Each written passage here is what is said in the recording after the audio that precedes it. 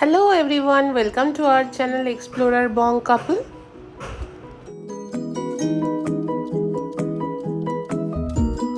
এখান থেকে 51 কিলোমিটার সম্বলপুর দেখাচ্ছে। আর কলকাতা তো এই দেখো মাইলস্টোনটা, না এটাতে লেখা নেই। মাইলস্টোনে এর আগে একটা মাইলস্টোনে দেখলাম 615 কিলোমিটার। ও মাই গড, ভেরি নিয়ার, খুবই কাছাকাছি চলে এসেছি। মনটা কেমন করছে? লুচি এত লুচি লুচি করছে, আমার লুচি খুব ভালো লাগে খেতে। তো লুচি খেতে মন করছে। আর একদম বাড়ির কাছাকাছি 600 কিলোমিটার চলে আর গেলেই পৌঁছে যাবো। কিন্তু রাস্তাটাই ফ্যাক্টর, রাস্তা যত ভালো হবে তত তাড়াতাড়ি পৌঁছানো সম্ভব। দেখুন 610, এই মাইলস্টোনটা দেখুন 610 কিলোমিটার মাত্র।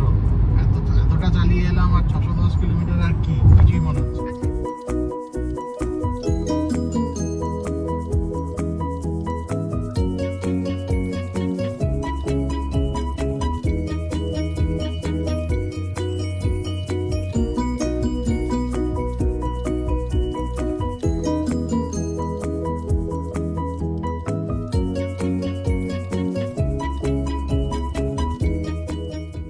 আমরা সেকেন্ড ডেতে রায়পুর থেকে বেরিয়েছিলাম 10:20-তে। আমাদের কথা ছিল সকাল সকাল বেরোনো, কিন্তু আগের দিন যেহেতু 920 কিলোমিটার মতো আমরা ড্রাইভ করেছি, খুবই টায়ার্ড ছিলাম, সকালে উঠতে একটু লেট হয়ে গেছে। তারপরে আমাদের হোটেলে ব্রেকফাস্ট ইনক্লুডেড ছিল, ব্রেকফাস্ট করেই আমরা বেরোই, তাই একটুখানি লেট হয়ে গেছে। 10:20 নাগাদ বেরিয়েছি এবং আমরা সম্বলপুরে পৌঁছে গেছি মোটামুটি 1-1:30 নাগাদ। যেহেতু হেভি ব্রেকফাস্ট করা ছিল, লাঞ্চ টাইমে খুব একটা খিদে পাইনি, তাই আমরা ঠিক করি যে আমরা কেওনঝাড়েই গিয়ে ডাইরেক্ট লাঞ্চ করব।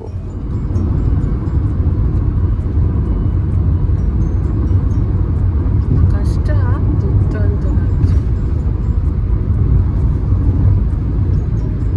আমরা এখন NH 49-এ আছি। কলকাতা দেখাচ্ছে 400 কিলোমিটার, 9.5 ঘন্টা লাগবে। রাত 1:50-এ বাড়ি পৌঁছাবো দেখাচ্ছে। এবার প্রশ্ন হচ্ছে আমরা কি যাব অত দূর, নাকি মিডলে কোথাও স্টে করব, সেটা আমরাও কনফিউজ আছি এখন আপাতত। জায়গাটা আমরা যে যাচ্ছি ওয়াইল্ড লাইফ সেঞ্চুরির মধ্যে দিয়ে, এটা দেখলাম আমরা কি বাদারামা ওয়াইল্ড লাইফ সেঞ্চুরি, ঠিক একদম সিমিলারলি বান্দিপুর ফরেস্টটা যেটা, সেটাও এরকমই। আমরা মানে আমি অ্যাকচুয়ালি মাইসোরে অনেকদিন থেকেছি, তো বান্দিপুর প্রায়ই যেতাম, তো রোড ট্রিপ, তো স্কুটি নিয়ে বাইক নিয়ে গেছি, 4 হুইলারে যাইনি। এই যে বাদরামা সেঞ্চুরি নাম এটা। তো ওই সেম, পুরো সেম টাইপের, দেখুন দুপাশটা পুরো গাছে, পুরো একদম গ্রিন, উপরে আকাশটা পুরো ব্লু, রাস্তাটা কালো, মানে দারুণ লাগছে। সিনিক বিউটিটা দারুণ দারুণ, পুরো বান্দিপুরটা সেম। আর বান্দিপুরে গেলে এই যে এটা কি চলে, বাঁদরের বাচ্চা গেল দৌড়ে। তো ওইখানে গেলে বাঁদর, হরিণ, ময়ূর, হাতি আপনারা রাস্তা দিয়ে গেলেই দেখতে পাবেন বান্দিপুরে, যারা গেছেন তারা জানেন। আর বাঘও খুব দেখা যায়, কিন্তু এটা অকেশনালি কোনো সময় সকাল সকাল বা রাত হয়ে গেলে দেখা যায়। একদম সিমিলার কন্ডিশন।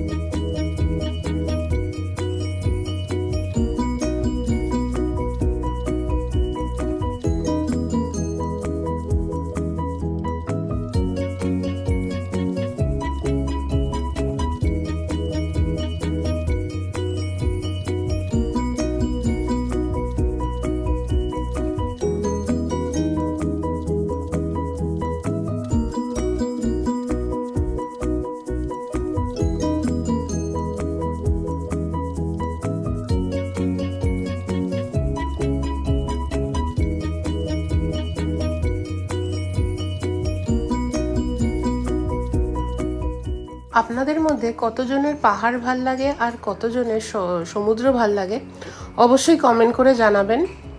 আমার স্পেসিফিক্যালি পাহাড় খুব পছন্দ, আর এই পাহাড়ি রাস্তা দিয়ে যেতে আর সুন্দর গান চলবে গাড়িতে আমার খুব ভাল লাগে।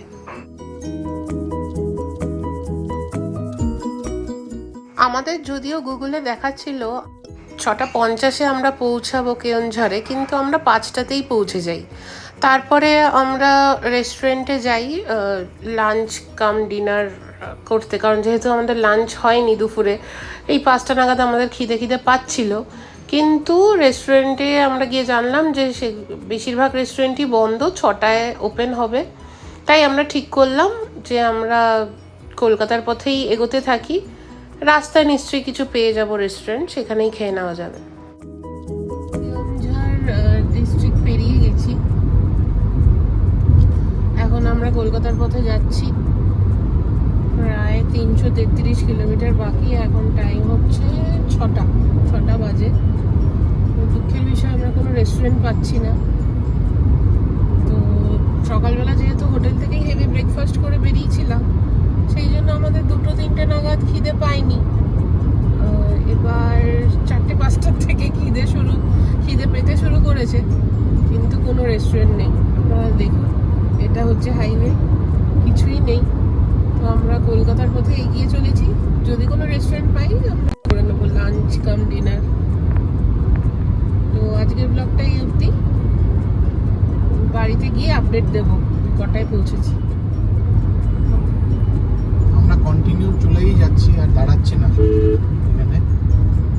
ভেবেছিলাম কেওনঝড়ে দাঁড়াবো, মানে স্টে করবো নাইটে, কিন্তু অনেক তাড়াতাড়ি চলে এসেছি। এখনো 6টার আগেই পৌঁছে গেছি আর কি কেওনঝড়ে।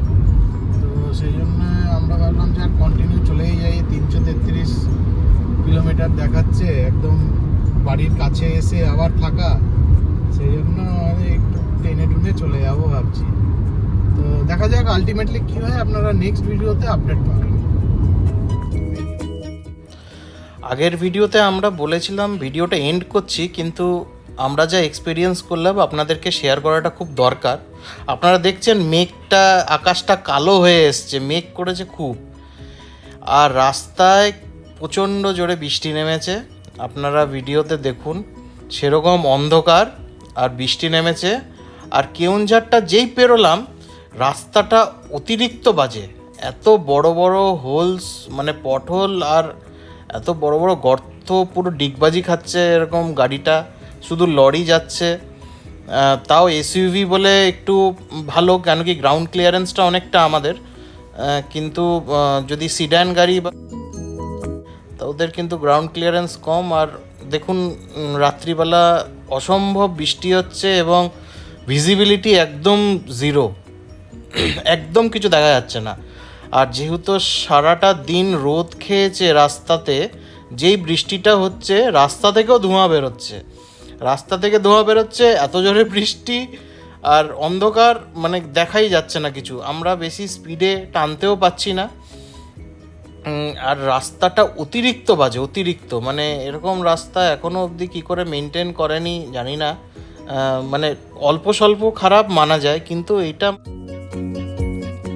কনস্ট্যান্ট প্রায় অনেকক্ষণই, আধ ঘন্টা ধরে যাচ্ছি তো এরকম বাজে রাস্তা, মানে অতিরিক্ত বাজে রাস্তা দিয়ে আমরা ফেস করেছিলাম।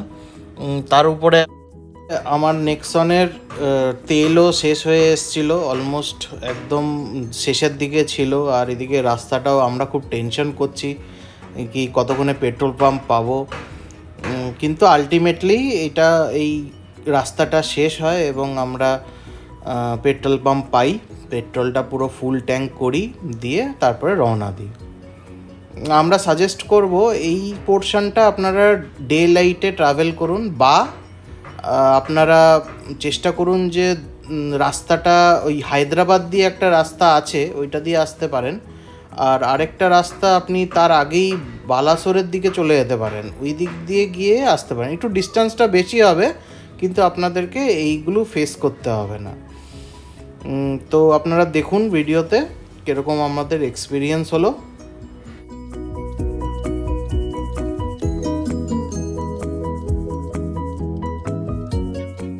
তারপর অবশেষে আমরা কোলাঘাট পৌঁছাই, সেরে পাঞ্জাবে দাঁড়াই, দাঁড়িয়ে একটু খাওয়া দাওয়া টুকটাক করি, করে ওইখান থেকে আবার রওনা দিই। কোলাঘাট এসে গেলে রাস্তাটাও পুরো লাইট ছিল, কোনো চালাতে অসুবিধা হয়নি। আমরা ভালো মতোই চালিয়েছি ওইখান থেকে চালিয়ে আমরা অ্যারাউন্ড 2:45 মানে 2:45 সময় বাড়ি ঢুকি। আর তো আপনাদেরকে আগের ভিডিওতে বলেছিলাম আমি সব তথ্যগুলো দিয়ে দেবো। তো আমার এখানে টোটাল ডিস্টেন্সটা হয়েছিল প্রায় 1800 কিলোমিটার, আর টোটাল ট্রাভেলিং টাইম আমার কাছে 26 ঘন্টা, আর টোল টোটাল পড়েছে 2560 টাকা। আর হোটেলে তো আপনাদেরকে বলেইছিলাম 3000 টাকা আমরা থেকেছিলাম। আর পেট্রোল আমরা 4 বার ভরি, তো টোটাল ফুল ট্যাঙ্ক করে আর সব মিলিয়ে 13,920 টাকার তেল ভরিয়েছিলাম। তো এটাই আমাদের টোটাল খরচা। আপনারা যখনই আসবেন এই বাজেটটা মাথায় রাখবেন।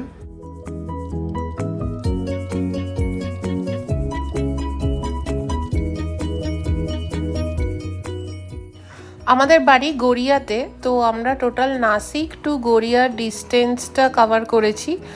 আর যা ডিটেলসগুলো দেওয়া আছে, তো টোটাল কিলোমিটার গড়িয়ার অবধিই দেওয়া। তো আপনারা দেখতে পাচ্ছেন আমরা মা ফ্লাইওভারে উঠে গেছি। এবার আমরা বাড়ির খুবই কাছাকাছি এসে গেছি, আর কিছুক্ষণের মধ্যেই বাড়ি পৌঁছে যাব। আর এতক্ষণ আপনারা আমাদের সঙ্গে ছিলেন, ব্লগটা দেখলেন, অবশ্যই জানাবেন কেমন লাগলো। আর please like, share and subscribe to our channel. Thank you.